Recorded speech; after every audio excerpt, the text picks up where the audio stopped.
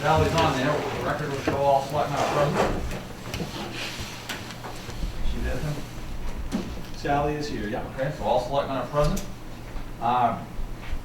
Consent agenda, warrant number 21, 12/14/2020, number 22, 12/14/2020, number 23, 12/28/2020, number 24, 12/28/2020, payroll register number 50, 12/10/2020, number 51, 12/17/2020, and number 52, 12/24/2020, and number 53, 12/31/2020. So moved as read. Second. We have a motion and a second to approve the warrant and payroll register as read. Any questions? Seeing none, all those in favor? All in favor? I assume Sally votes yes, so we'll all in favor. Motion passed. We have a Central Maine Power pole permit for Blackwell Hill. This is about 175 feet in from White Schoolhouse Road. It's actually going to be a support pole between a long span between two existing poles. Motion approved. We have a motion to approve. We have a second. Second. Motion and a second to approve the pole permit for Central Maine Power on Blackwell Hill Road. Any questions? Seeing none, all those in favor? All in favor, the motion carries.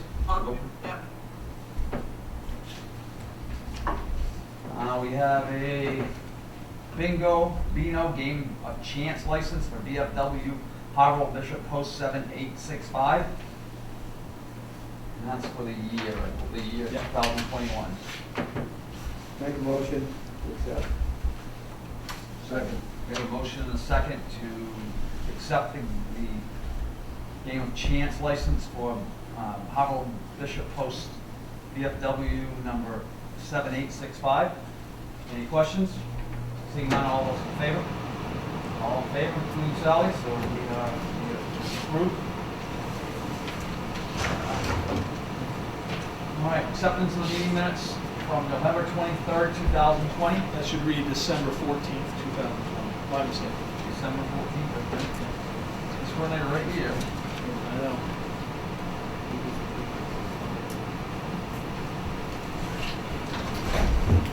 For a motion to accept. Motion to accept. Second. We have a motion and a second to accept the meeting minutes of December 11th, 2020. Any questions? Seeing none, all those in favor? All in favor, the motion carries. Old business, Mr. Savage? Mr. Moody? Yes. Mr. Oaken? Mr. Dwyer? The older.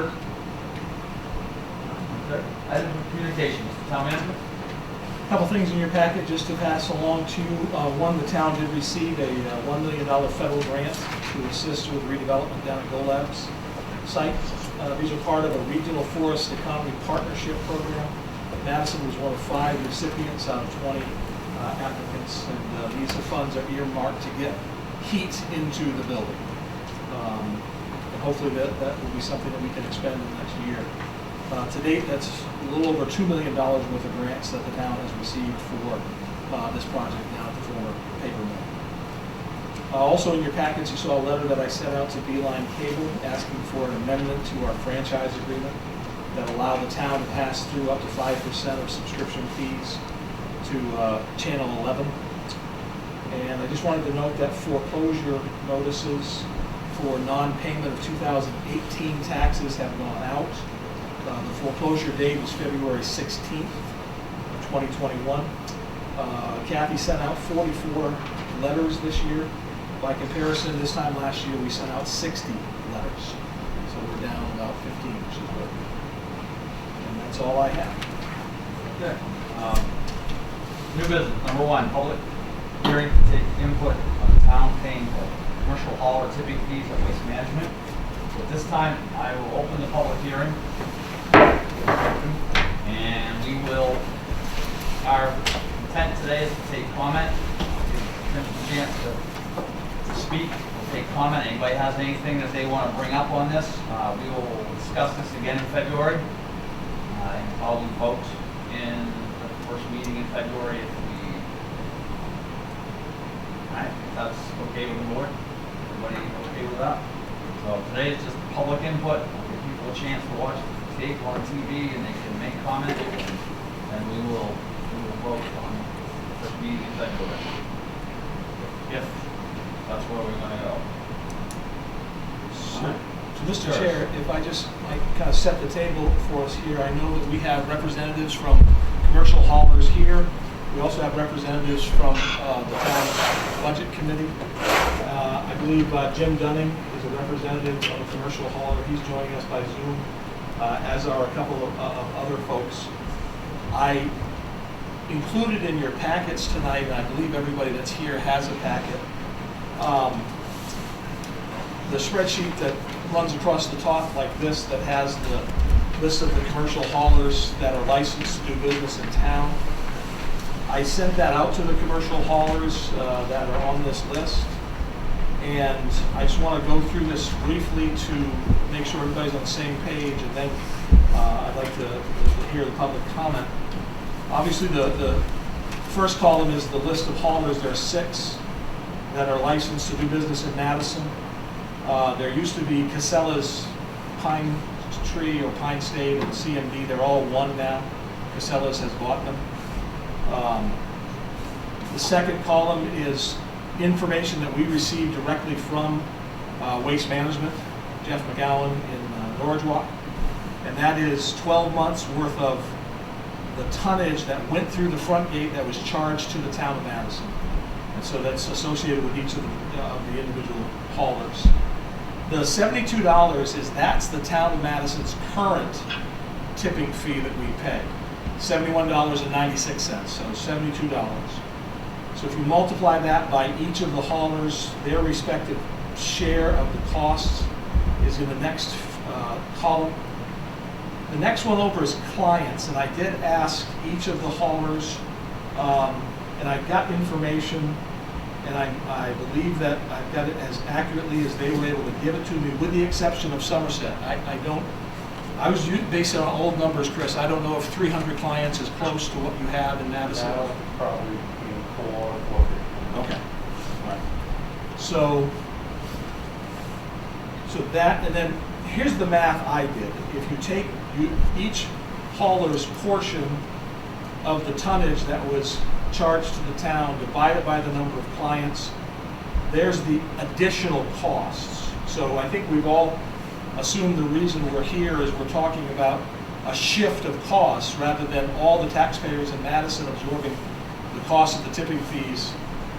The proposal is to do away with that, and then each one of the haulers would have to absorb that cost, and obviously they would have to make a decision as to how much to pass along to each one of their clients that they pick up.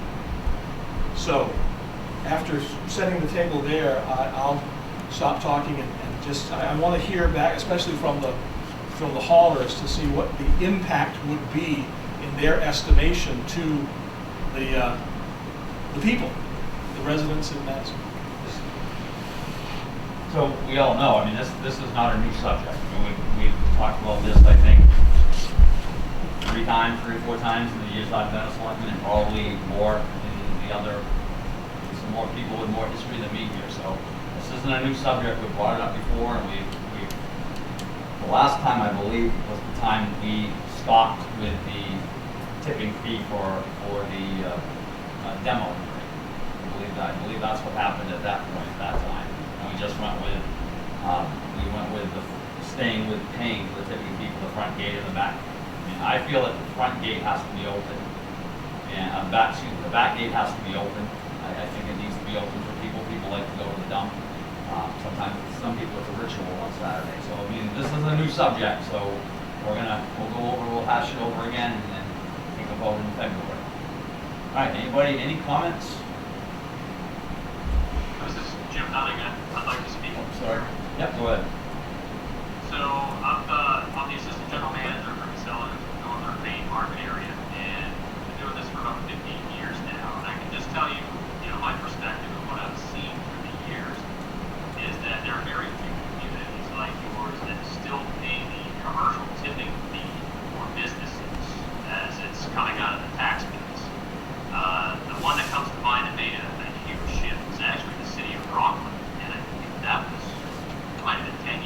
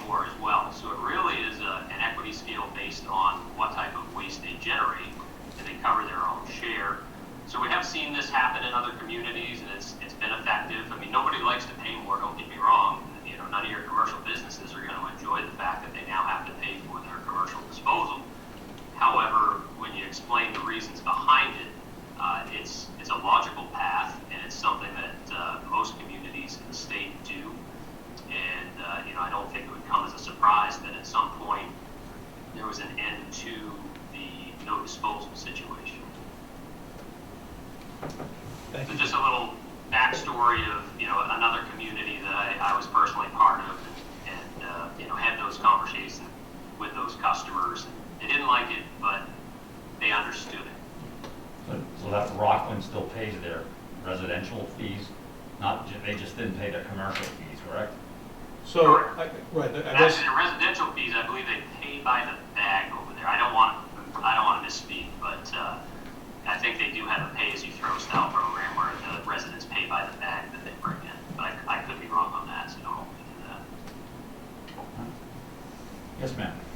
I'm from Three Rivers. I own Three Rivers. It's going to be a hardship for me to pay the tipping fee.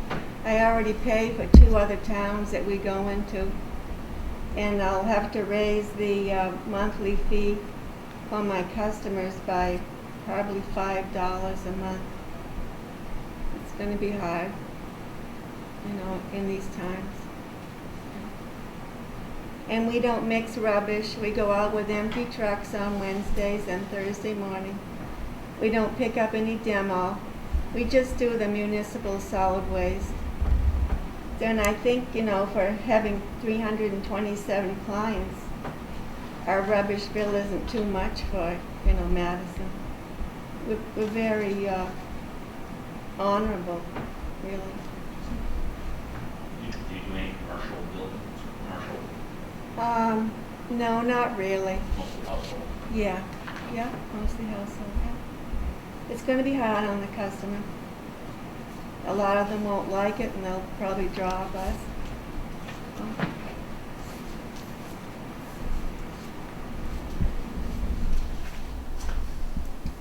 Chris? Chris? I'm from Somerset Disposal, and I just want to ask you if you're, we talk about recycling and what we can do to, increase recycling. Tim, I believe you told me that for a single stream recycling, they charge you now at Waste Management for that. Is that true? so for single stream recycling, Waste Management has always charged a fee. It used to be as low as $25 a ton. Now what is it? As of last year, it was $42 a ton. But, so Waste Management takes all your recycling, single stream, so everything's mixed together. Correct. Then they send it down to, I want to say Maine. Correct. And Maine, they tear it all apart and they ship it out. Now, anybody that's been in the business knows the market for those recyclables is down now. Mhm. So what Maine starts doing is they start charging back Waste Management for contaminated loads. Dirty So anything that's recycling. got food in it or anything that's got the plastic that they won't take. Mhm.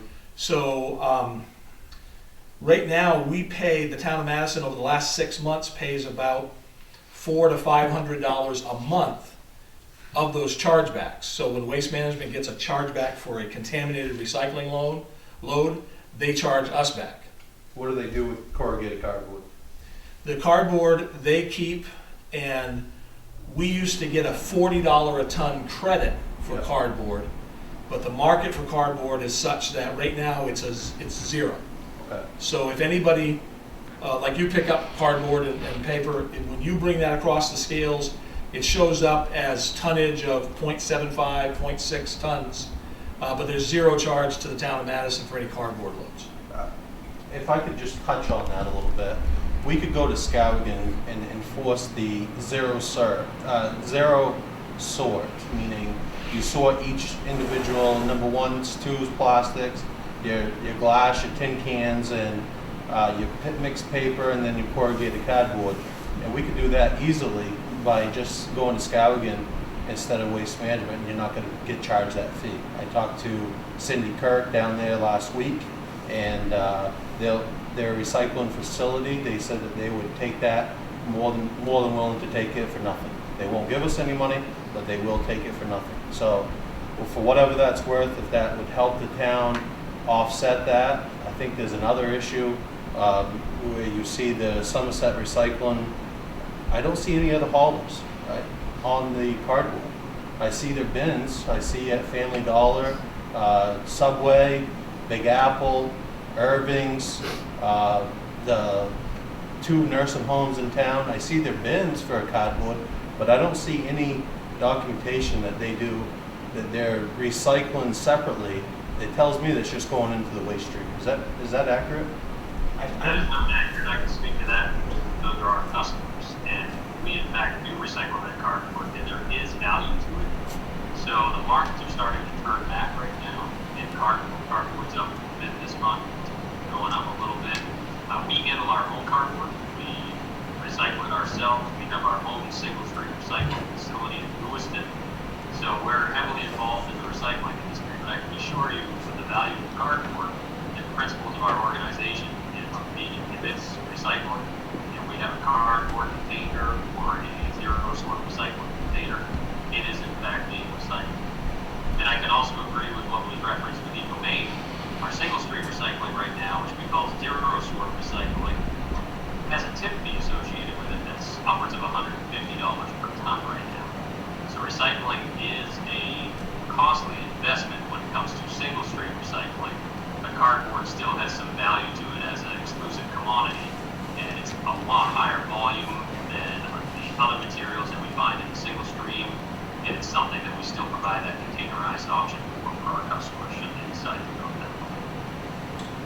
Those weren't all your customers I was referring to, and I wasn't trying to single out any individual hauler, but I have seen other trucks that pull up to a trash bin, dump the trash bin, and then set over and dump the same the cardboard in the same truck.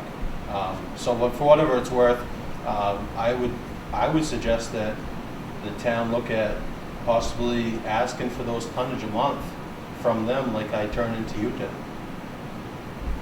And just so that you follow up on your comment about the Skowhegan transfer station, we try to promote that as best we can for people that take their own recyclables. So right now, if you want to recycle on your own, you can go to Airport Road in Norridgewock, and you can also take your recyclables to Skowhegan and do single or sort. And I know there's many residents, especially over in East Madison around the lake, that do take their recyclables to Skowhegan. If the haulers here were to pick up and go to Skowhegan, that sounds like it'd be a little more complicated, because then you would have to pick up and sort. We're picking it up anyway, so it's just a matter of, instead of a truck, we go to a trailer with different bins that we put it into out of the recycling bin. It's not going to take that much more time for what customers we do that does have a monthly service that we provide for a cost. Unfortunately, what I've found with recycling is it's not making up just but a small percentage, less than 5% of the total waste stream that the town is paying for. And even though we're getting charged back these fees from Maine through waste management, that's $400 or $500 a month. What we're paying in commercial haulers to go across the front gate is 270 tons more today than it was 5 years ago. And the back gate is up from where it was 5 years ago. So to me, recycling is not going to make a bit of difference in what's going across the scales at the front gate.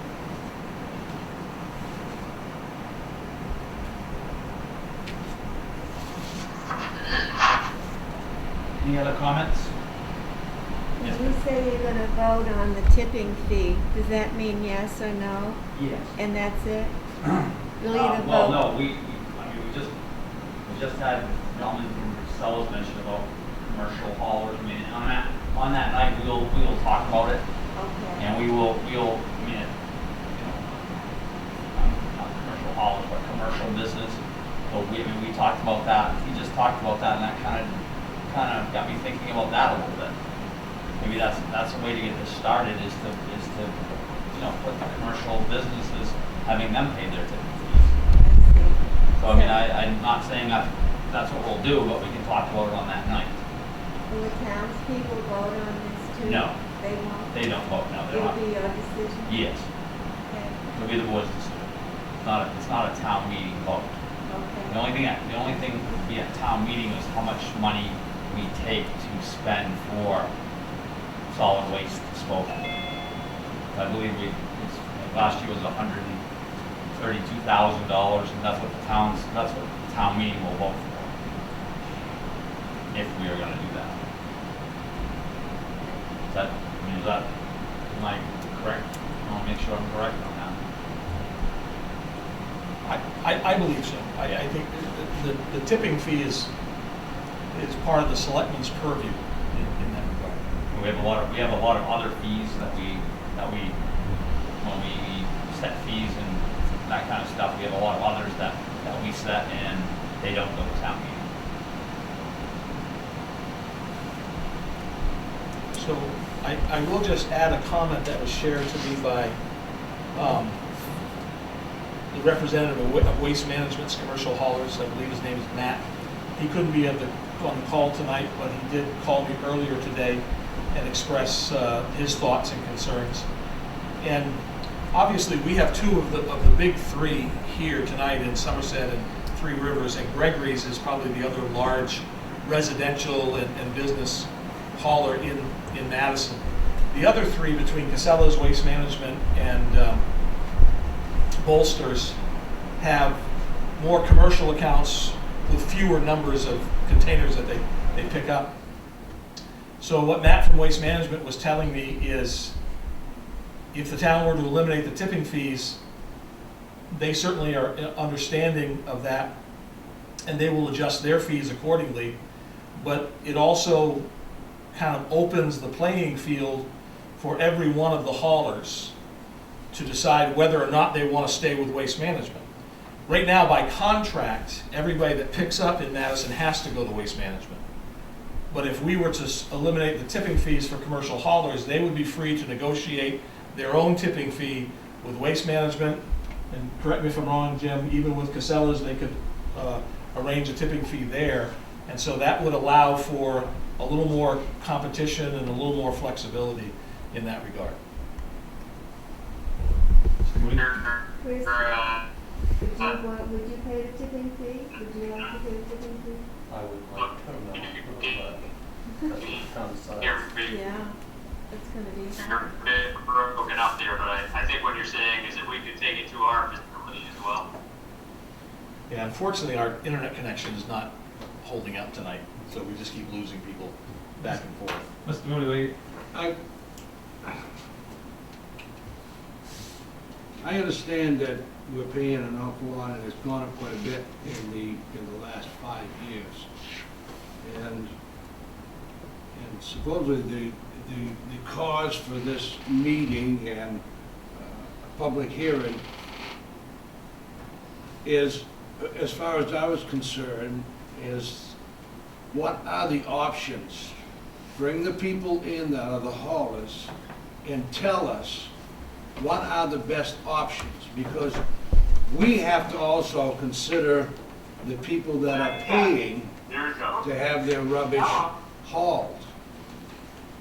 And yeah, most of us can afford that, but you know, we've got to take into consideration these elderly people, and we got plenty of them in this population, in this community, and they're pretty much maxed out now what they can pay. On the other side, can you people give us an idea, if we eliminate the tipping fee, what it's going to cost these average people to offset the tipping fees? I just want to pause for a second and attend to the folks on Zoom. I think we're back at a better level now. I don't think it's me, not you. So it's my problem. We've got a fluctuating internet connection here that's going in and out. So I apologize for that. What Mr. Moody has asked is for the haulers to try to give us an idea, and I think Jim's alluded to it, that with his customers, with Casella's, it's going to be basically case by case, because some have a lot of tonnage and some have much less. And I think Ms. Sable has mentioned it would, on average, cost about $5 more a month, Right. is what she's anticipating. It's gonna be hard. Yeah, And- it will be a and- hardship. And that's the average householder, Yeah, not, we're not And talking about dumpsters and stuff like that. right, we don't have dumpsters. Anyway, for me to make up $20,000, I'm gonna have to raise the fee, the rate that I charge for the monthly pickup. a monthly rate for the weekly pickup is $5, because I figured it out, you know. Everybody will have to pay $5 more, all of my clients. That'll be Chris, would hard. you be in that ballpark? I think you're around. I think any hauler, you know, my sister lives down in Lauderdale, and they're $35 a month for residential pickups, and I think you'd have to I think that would offset the cost that you have to pick up for. I think there's also going to be a bag limit, just like they charge down there, that you can only get for that $35 a month. You can only send 4 bags a week. You know, Tim's a witness. I got one on Old Point Ave. He's a hard payer. Has a dumpster. The neighbor was shooting rats out the size of a cat out on his front lawn, and there was multiple ones. Tim called me multiple times. I said, what am I supposed to do? Just keep on letting the bill go up? If I pull the dumpster out, I'll never get paid. If I leave the dumpster there and the town has to get involved, guess what? I'm going to get paid. Guess what? I got paid. So there's a lot of moving parts that I know that we're probably not thinking of all of them right now, but I think that we're going to have some issues. When you can only take 4 bags a week come June, July, and August, September, when it's hot and humid out and it stinks, you're going to attract animals, going to attract rodents.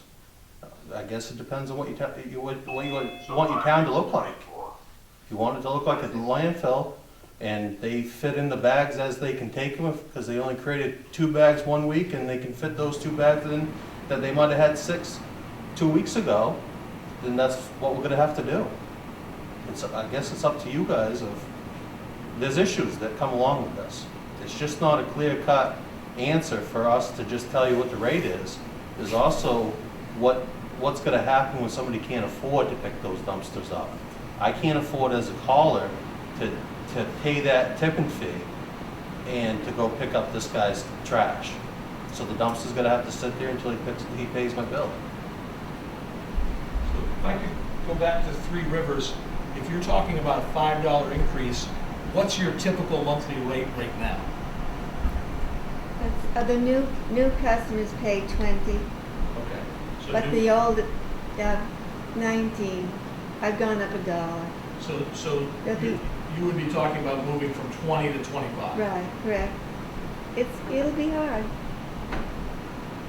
So when you say commercial haulers, what does that mean? I should have said commercial building businesses. Okay. So All right, so chiming in tipping. that doesn't having- include yeah, us. Pay for their tipping fee or Oh. any of the other Okay. commercial businesses. I, Yeah, I think I that's missed some of that dialogue that was going on when it was broken up, but, you know, a lot of these businesses, the bigger ones that we handle, they're accustomed, I don't know if this is what's being referenced, they're accustomed to paying that in other communities, the Burbanks, the Woodlands type folks, you know, anybody who has multiple, sorry, my automatic light switch here. It's supposed to get me up and moving around, but no, they are accustomed to paying that in other communities, so I'm not sure if that was the context being referenced, but just wanted to confirm. So, Jim, since you brought that up, I wanted to clarify something you said before. When you were referencing Rockland, is it my understanding that Rockland stopped paying tipping fees for just the commercial businesses, but they continue to pay tipping fees for residential pickup? They may or may not. I think somebody had said that's what they thought, but I thought they had a pay-as-you-throw program where even if residents brought in bags, they had to pay $2 a bag or however much per bag. Okay.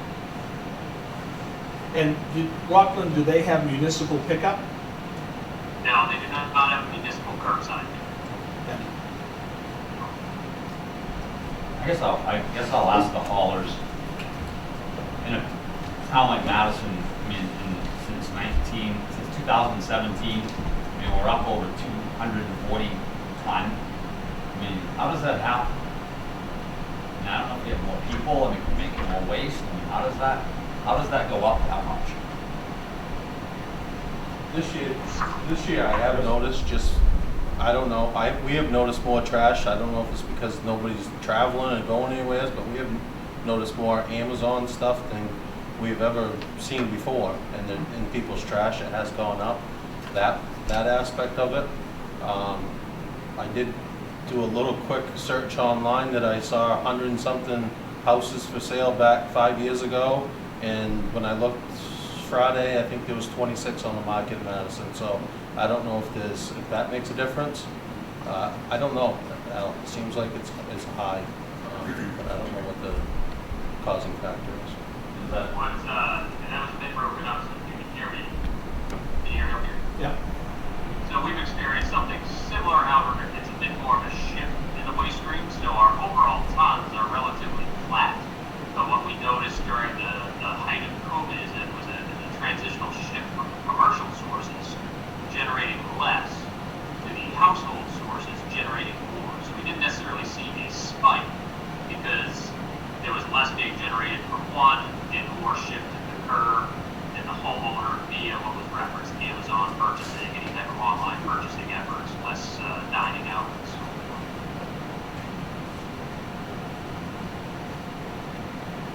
All right, any other comments? Mr. Ford? I would just encourage you not to do anything that would cause litter throughout the town and the country. A limit on how many bags they can have in a week. I'm more concerned that the fifth bag is going to end up on the Russell Road in a ditch versus sitting in someone's dooryard smelling until the fall. The lady from Three Rivers has got $5 a week, no matter how many bags. I'm in favor of something like that, but a limit on the bags, I would encourage you to stay away from. A few years ago, Jackman went to pay by the bag, and quite a few years ago, and I was still working for Safi, and the bags ended up on our land, out in the woods. So anything you can do to avoid the temptation to drop mattresses and refrigerators and air conditioners all over Somerset County, please keep that into consideration. I'm still battling it in Waterboy, where I end up with asphalt shingles, tires, everything imaginable, because they have a system there where they have to pay for everything to get at their home. And people look for the easiest way out of paying that bill, and it's the town's been very good in Waterbury with going out and picking it up off the land, because I leave it open for snowmobiling and four-wheeling. And I tell them, if you don't help me, we'll close it. But don't put the town, the woodlot owners, and the citizens in a situation where the solution is litter. Other than that, I know you will make a great decision. I just like to just touch on one thing. While we have this wealth of knowledge with us tonight, and I think Three Rivers has touched on it. I know that Matt from Waste Management explained to me what their practice is. That so Waste Management will pick up in Madison on Wednesday afternoons. They'll send their drivers out to Norwich Walk Wednesday morning. They dump off at Waste Management, come to Madison, pick up all their Madison canisters Wednesday afternoon, and then go back and dump off. Bolsters has explained to me that they do the same thing. So, Jim, what is your practice to ensure that there's not mixing of loads? We have the same principle where the empty truck comes to service your community, services your community, and then dumps the load at Waste Management, so that no co-mingle takes place. And I just wanted to point out in the packets that we had, and I don't know if all the haulers got to see this, Jeff McGowan put out a letter this last week that simply says, due to the increased concerns from municipal customers of haulers mixing loads, we will increase our spot checks to verify. So that is something that Waste Management can do for us on a limited scale, is to do some spot checks for us. So Chris, for Somerset, what is your practice to make sure that you're not crossing loads? Same thing. We start with an empty truck. We do Madison on Thursday and Friday residentially, and then usually nights and weekends is when I've been doing the Madison dumpsters, and that's usually like on a Thursday night and dump off Friday, so I have an empty truck for Saturday. Tim, Yes, sir. could you give us a little bit of what he just said? I didn't hear that. Sorry. Yep, I'll summarize what Chris said, that they try to follow the same principles. They do most of their Madison work on Thursday, Friday, and so that way they're loading starting with an empty truck and then unloading on Thursdays and Fridays.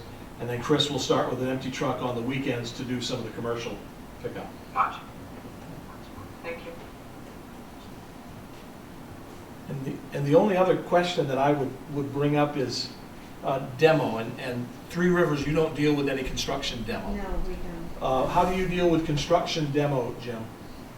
We have open top roll-off containers that we offer for demolition services. So we don't co-mingle demo in our trash trucks. It's, in different areas where we pay the tipping fee, and it might be a small business that has some pallets or this, that.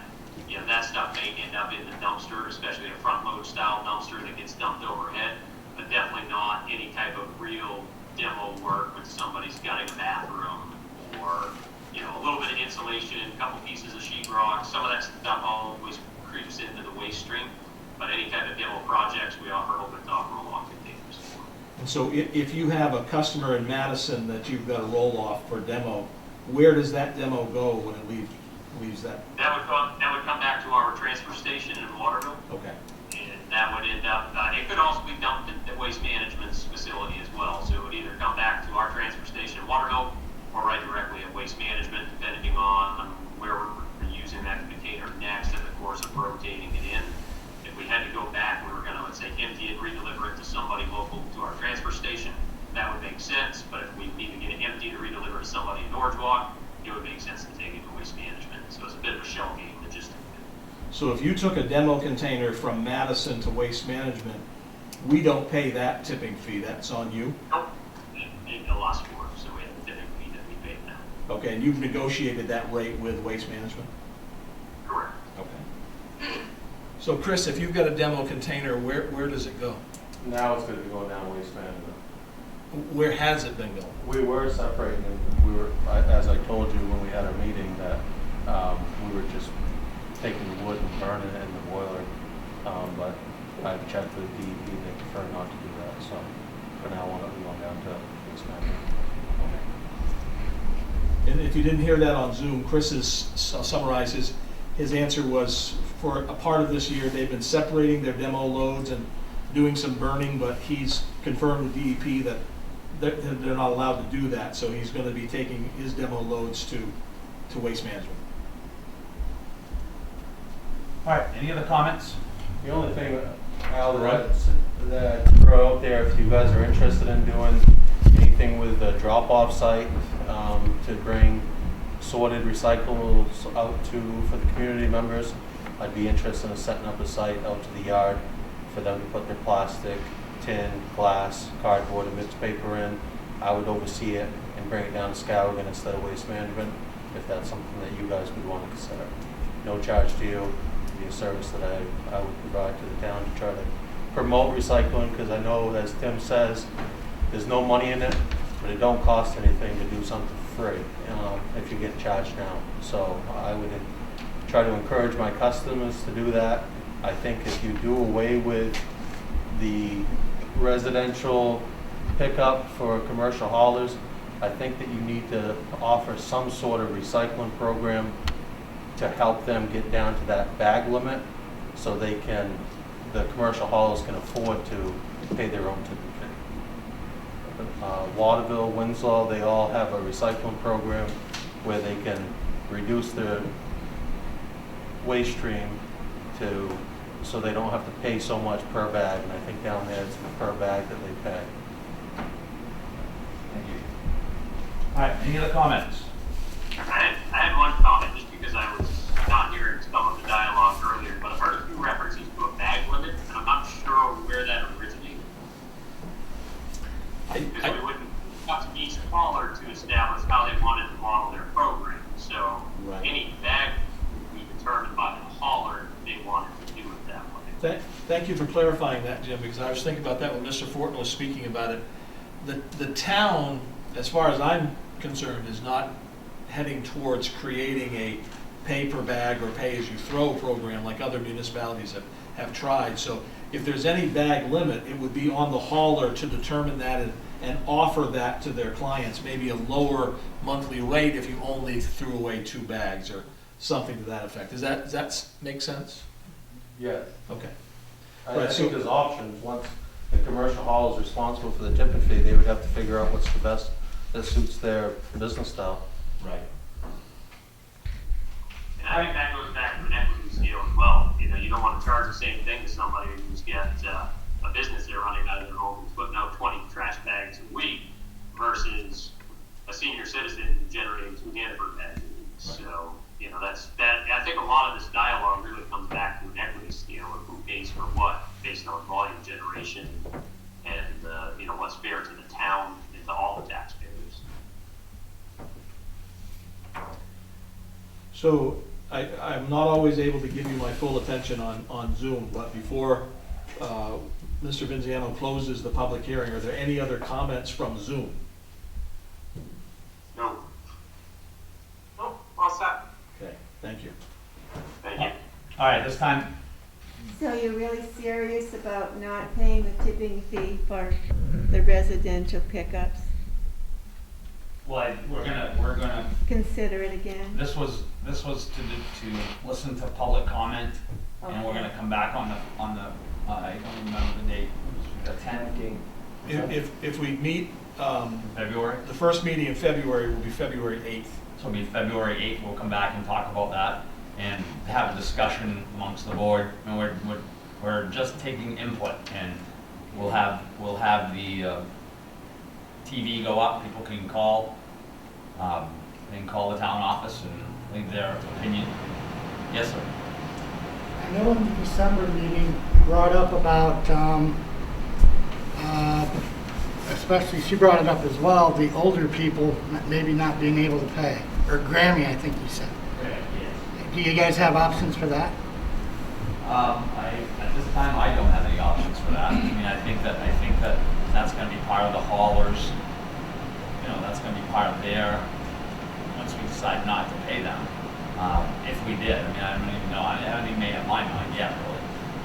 But I think it will be up to each hauler to determine their customers what they can do for them.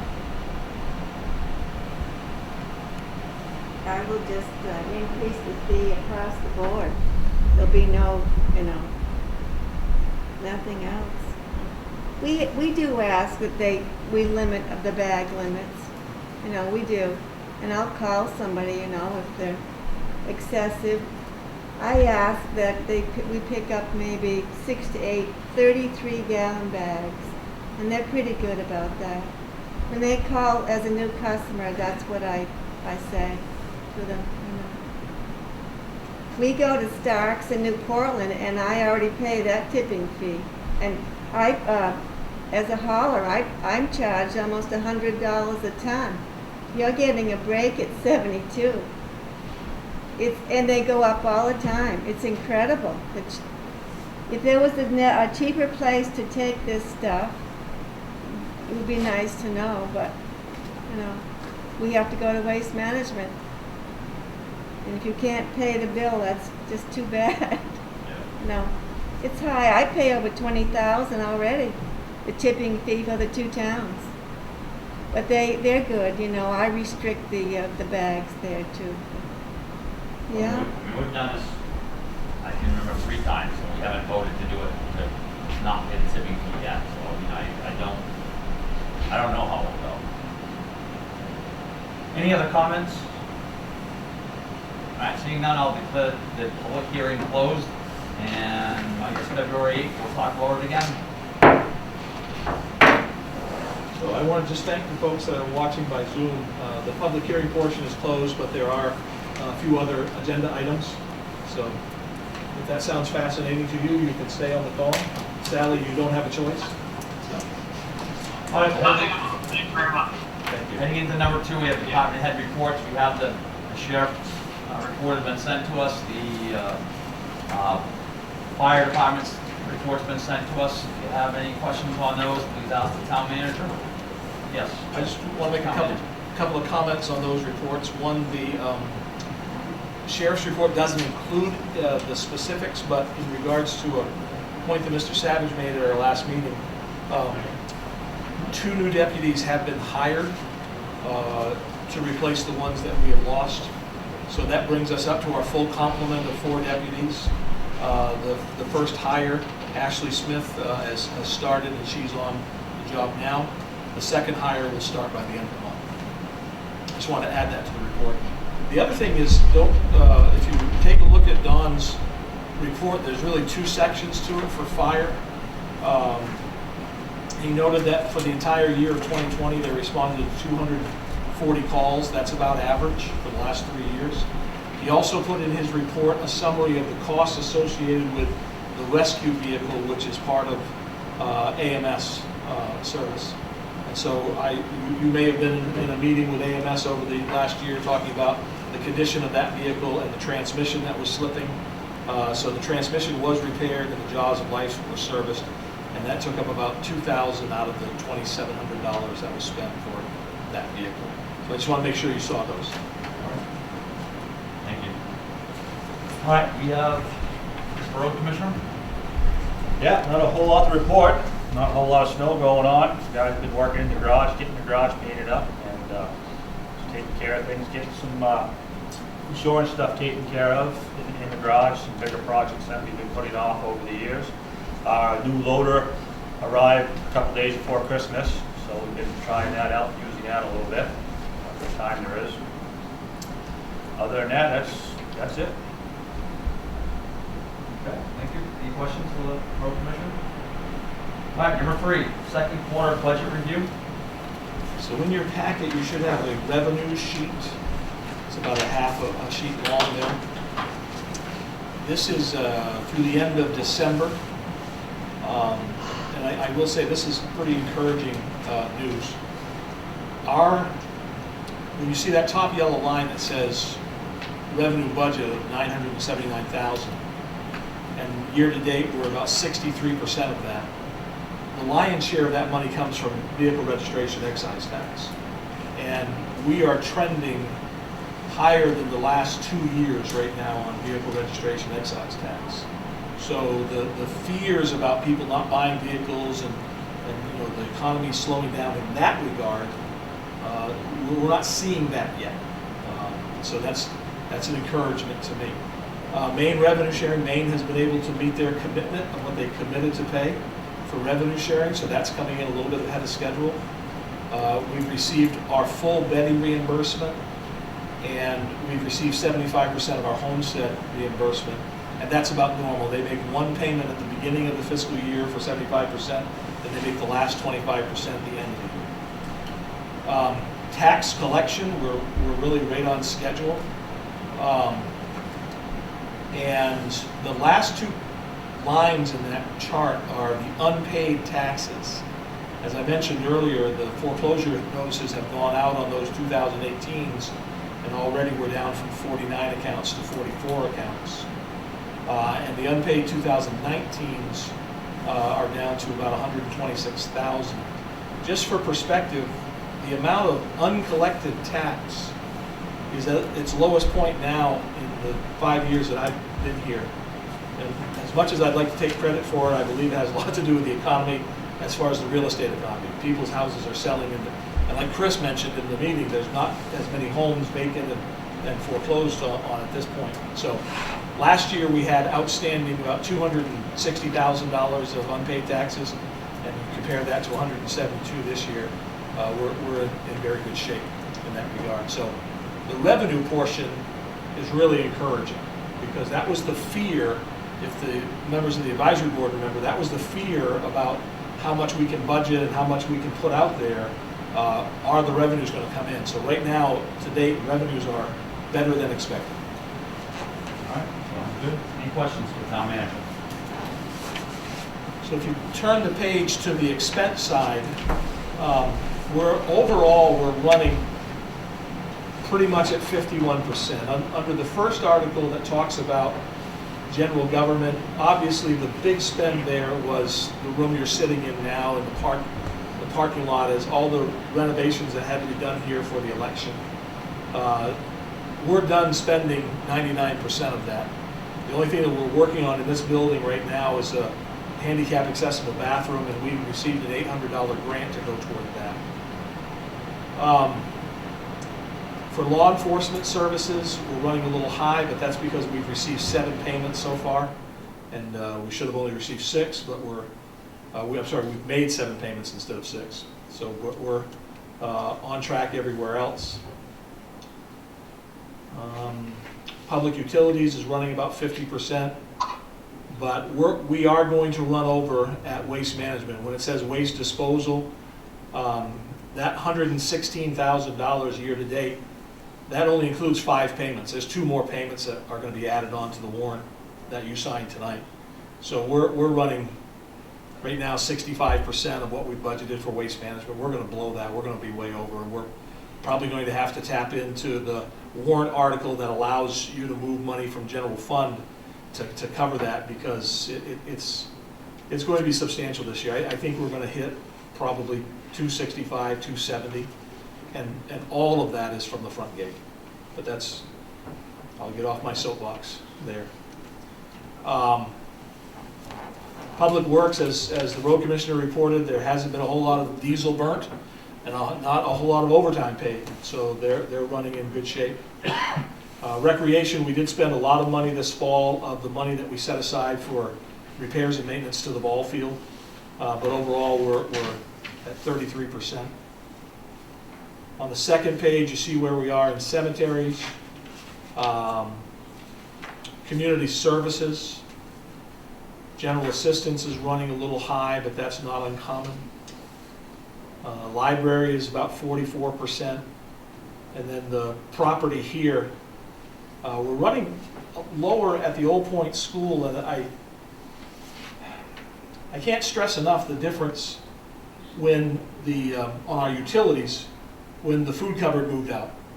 And again, just for everyone's understanding publicly, it was their decision to leave. No one from the town asked the food cupboard to leave.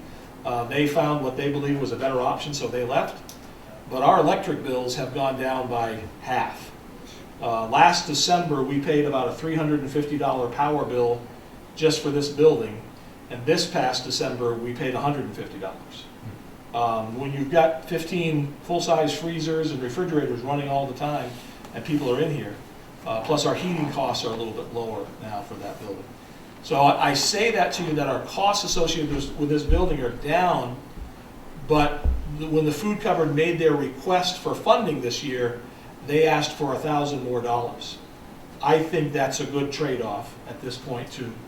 I would recommend that we pay the food cupboard what they asked, just because of the reduced costs of operating this building and the reduced liability. So, and I think that's about it. So as you can see, go ahead, Sally. A question, the ice rink, are they going to do that this year? Yeah, they're doing it COVID style.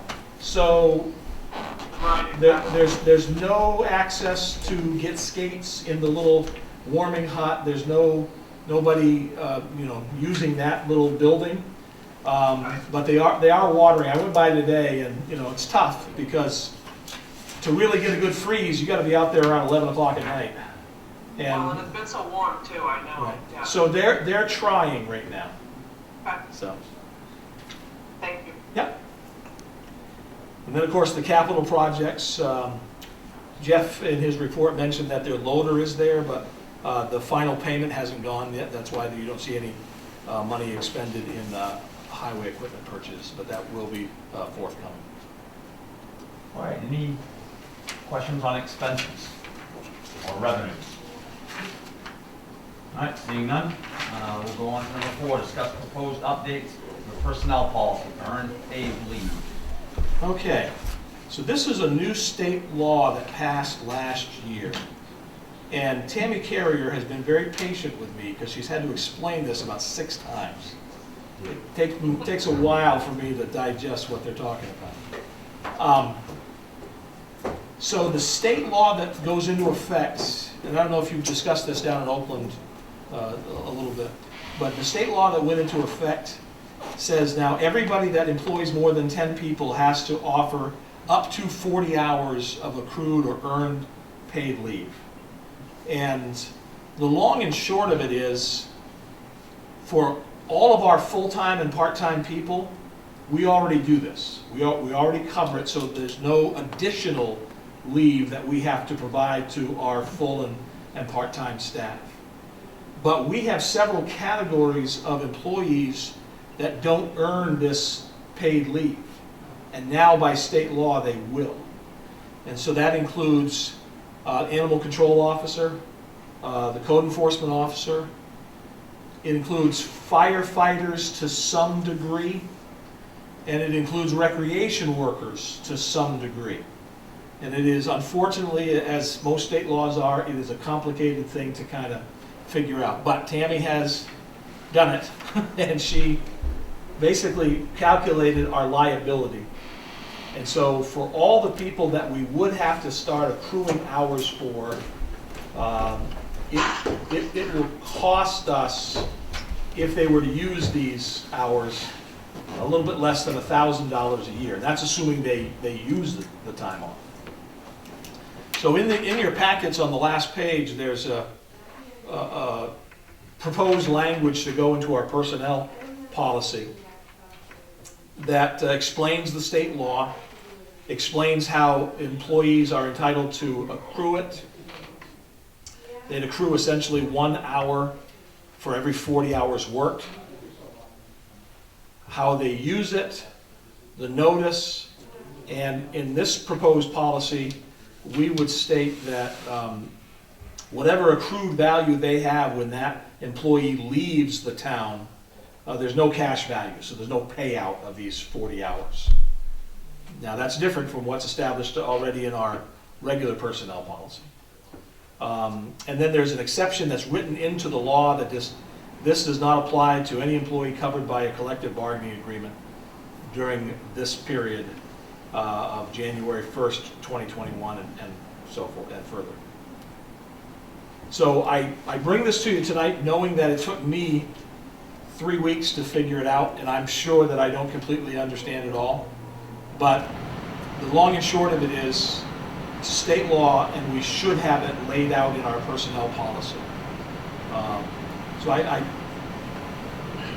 bring it to you kind of as a first draft tonight, not expecting that you would just automatically make a motion to put it in the personnel policy. And perhaps maybe at the next meeting we can bring it back up and you'll have a chance to digest it, and maybe Tammy can be here to answer some of your questions better than I can. Let me understand you right. This is the minimum that you have to offer the employees. Right. What we give some of our employees now is above and beyond. Right. This is a baseline that they're giving, the state's giving you, that you have to That's correct. use. That's what I understand. All right, we'll have this on the agenda for the next time.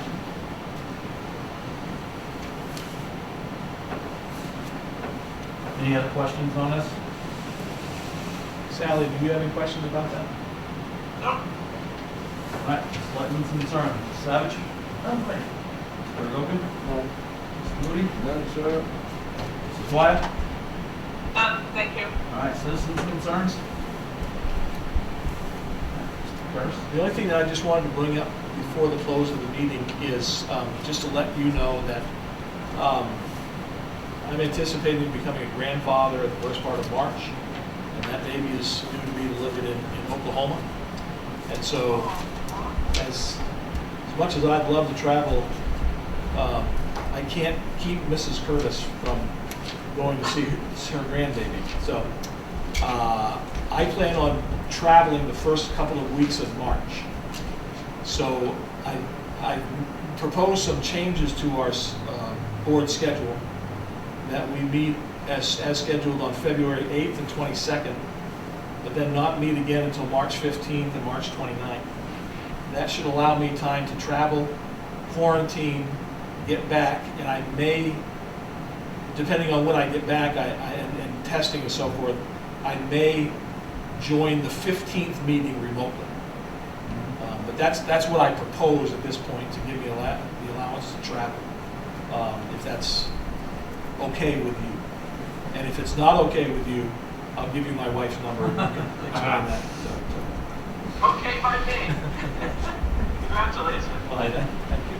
Yeah, so are you going to send those dates out to us so we can I will, I had them together tonight, but I didn't want to interfere with anything else that we were doing tonight. And I will send out the new dates. And I'll also send out a budget schedule. I think I sent an email to members of the advisory board, and we're targeting Wednesday, April 7th as the big meeting. And I believe with the space that we have here and with remote access, we could probably do as much in person as we can. And for those who felt more comfortable, they could join by Zoom. All right. I have the poll thing. Somebody else have the bingo. Got that right here, okay. All right, we got both of those. So I think we have a sufficient number of signatures, Sally. So Okay, I was gonna ask you. So don't worry about traveling to the town office. We should be okay. All right, Okay, thank you. looking for motion to adjourn. A motion? Second? Second? To adjourn. All those in favor? All in favor, the motion carries. We're adjourned at 7:31.